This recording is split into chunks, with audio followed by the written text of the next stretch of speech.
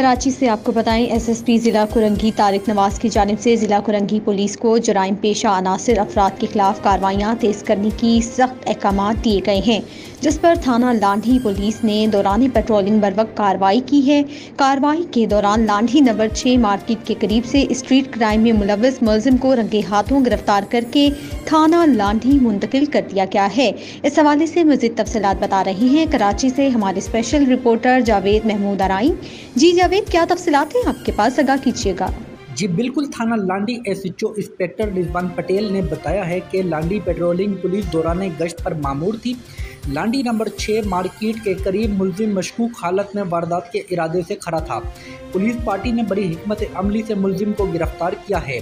गिरफ्तार मुलजिम से असला, एक पिस्टल, बीमा, एमुनेशन, मोबाइल फ़ोन बरामद किया है। पुलिस ने बताया है कि गिरफ्तार मुलजिम की शनाख्त शहनील उर्फ सोनू वल्द मोहम्मद रईस कुरैशी के नाम से हुई है।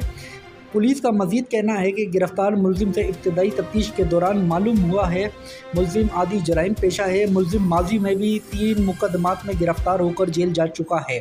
गिरफ्तार मुलजिम के खिलाफ थाना लांडी में मुकदमा दर्ज करके तफ्तीश का आगाज़ कर दिया गया है।